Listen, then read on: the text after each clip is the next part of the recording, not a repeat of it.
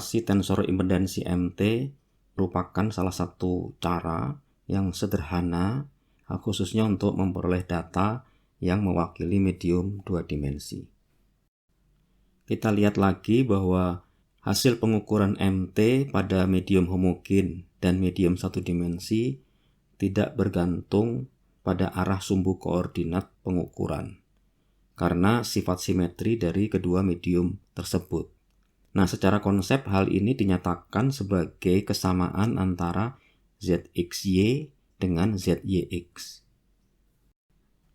Nah, ini adalah ilustrasi dari medium atau model 1 dimensi, di mana model 1 dimensi lebih sering ditampilkan sebagai kurva resistivitas sebagai fungsi dari kedalaman seperti yang ada di sebelah kiri ini. Untuk interpretasi, biasanya juga ditampilkan sebagai blok-blok dengan warna yang mewakili interval harga resistivitas tertentu dan juga tentu saja posisinya menggambarkan kedalaman. Nah, terutama jika model 1D tersebut akan dikorelasikan dengan model 1D dari titik-titik sounding yang berada pada satu lintasan. Berikut adalah ilustrasi model 2 dimensi yang secara skematis digambarkan sebagai variasi resistivitas dalam arah X maupun dalam arah Z. Potongan atau slice vertikal yang searah dengan sumbu X dimanapun berada di sumbu Y, bentuk penampangnya akan selalu sama. Nah, gambar sebelah kanan ini memperlihatkan model 2 dimensi hasil pemodelan yang ditampilkan sebagai penampang. Kalau yang ini adalah gambaran model 3 dimensi, baik secara skematis untuk model sederhana di sebelah kiri maupun distribusi resistivitas secara 3 dimensi dari hasil pemodelan. Dari persamaan yang ada di sini terlihat bahwa secara umum tensor impedansi mengandung informasi mengenai distribusi resistivitas bawah permukaan 3 dimensi. Nah, khusus untuk medium homogen dan medium 1 dimensi sebagaimana telah disinggung sebelumnya, impedansinya bersifat skalar karena tidak bergantung pada arah sumbu koordinat pengukuran. Komponen antidiagonal atau off-diagonal besarnya sama, hanya berbeda tanda, sedangkan komponen diagonalnya berharga 0.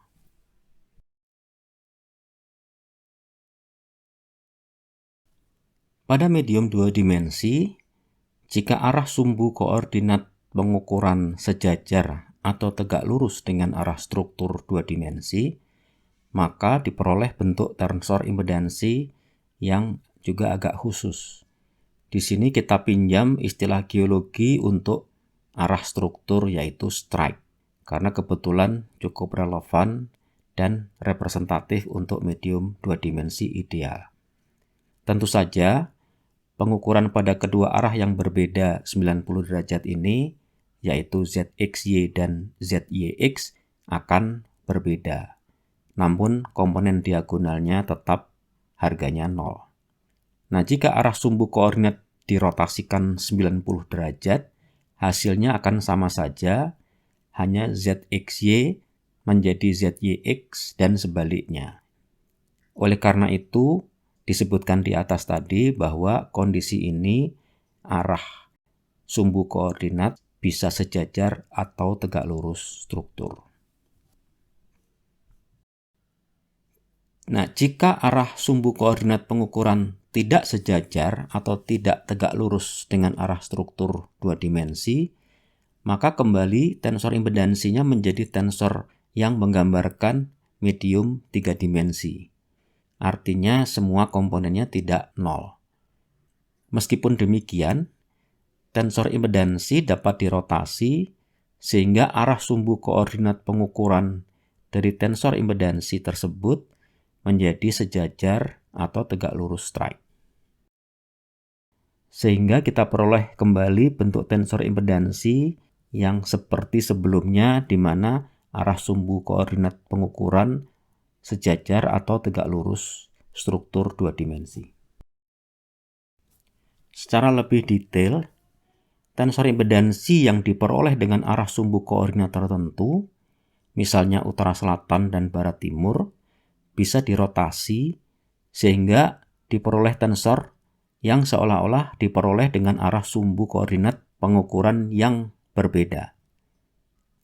Nah, jika Z merepresentasikan hubungan antara medan listrik E dan medan magnet H, maka Z aksen juga akan menghubungkan E aksen dengan H aksen yang masing-masing telah dirotasikan sebesar theta derajat dari arah semula. Kita tahu bahwa hasil rotasi suatu vektor diperoleh dari pengalian matriks rotasi R dengan vektor tersebut. Demikian pula dengan yang terjadi di sini pada vektor E dan vektor H. Nah, kita langsung pada hasil akhirnya saja, yaitu tensor impedansi hasil rotasi sebesar theta derajat searah dengan arah jarum jam adalah tensor impedansi semula dikalikan dengan matriks rotasi R dari depan dan R transpose dari belakang. Arah struktur dua dimensi dapat diperkirakan dari sudut rotasi yang meminimumkan komponen diagonal tensor impedansi. Metode ini termasuk klasik, dikembangkan pertama kali oleh Swift pada tahun 70-an. Waktu itu alat komputasi masih terbatas, maka dicari suatu cara untuk memperoleh satu harga sudut rotasi secara langsung. Sudut rotasi tersebut merupakan solusi dari pencarian harga minimum suatu fungsi. Fungsinya adalah komponen diagonal dari tensor impedansi. Nah, cara lain yang bisa dilakukan untuk mencari sudut rotasi agar supaya kita mendapatkan tensor impedansi yang cukup dekat dengan tensor impedansi 2D adalah melalui polar diagram, yaitu dengan memplot magnitudo ZXY dan ZXX sebagai fungsi dari rotasi tensor impedansi Z secara sekuensial dari 0 sampai 360 derajat. Arah maksimum dari ZXY dianggap sebagai arah struktur dua dimensi. Berbeda dengan konsep geologi, arah struktur yang diperoleh dari metode Swift dan juga polar diagram tadi menghasilkan solusi yang berbeda sebagai fungsi dari frekuensi atau periode untuk satu titik sounding MT tertentu. Arah struktur yang diperoleh juga bervariasi dari satu titik sounding ke titik sounding yang lain dari satu daerah yang sama. Selain itu, baik theta S maupun theta P ini memiliki ambiguitas plus minus 90 derajat. Hal ini karena sifat tensor, kalau dirotasi plus minus 90 derajat, maka komponen antidiagonalnya hanya bertukar posisi saja, yaitu ZXY jadi ZYX dan sebaliknya. Kita lihat di sini, minimum dari komponen diagonal diperoleh dengan theta S N 45 derajat is, ya. Bisa juga N 135 is. Nah, sebenarnya ada sudut lain yang juga membuat ZXX dan ZYY minimum. Namun di sini kita dapatkan solusi utamanya saja. Demikian pula dengan theta P yang membuat ZXY maksimum. Bisa N minus 45 derajat. Atau N 135 derajat is sama seperti theta S. Nah, biasanya estimasi kecenderungan arah struktur secara umum diperoleh dengan memplot theta S atau theta P pada Rosse diagram untuk semua titik, namun dibagi menjadi interval frekuensi atau periode tertentu. Umumnya cara tersebut dapat mengkonfirmasi arah struktur geologi daerah pengukuran. Ini adalah contoh polar diagram dari dua titik sounding pada berbagai frekuensi. Kita lihat di sini ada yang sama dan ada pula yang berbeda dengan hasil dari metode Swift yang ditandai dengan tanda bintang di sini. Nah, sebelum kita bahas mengenai penggunaan diagram Rose untuk mendeteksi atau memperkirakan arah struktur umum daerah penelitian dari data MT, kita lihat contoh hasil polar diagram untuk satu titik sounding. Di sini kurva sounding rho XY dan rho YX berimpit pada periode pendek sampai periode tertentu. Demikian juga dengan diagram polar yang berbentuk hampir seperti lingkaran pada interval periode yang sama. Ini artinya magnitudo ZXY konstan meskipun tensor impedansinya dirotasikan berapapun. Hal ini dapat diartikan bahwa pada bagian dangkal daerah tersebut didominasi oleh struktur atau medium satu dimensi yang kemungkinan berasosiasi dengan lapisan-lapisan dari suatu sedimen. Sementara itu, rho XY dan rho YX berbeda dan diagram polar juga menunjukkan arah tertentu, bukan lagi lingkaran, pada periode menengah dan periode panjang. Ini juga menunjukkan adanya orientasi tertentu dari suatu struktur 2D pada kedalaman besar. Kemungkinan ini ada hubungannya dengan struktur basement di mana bisa saja terdapat patahan yang memiliki arah orientasi tertentu.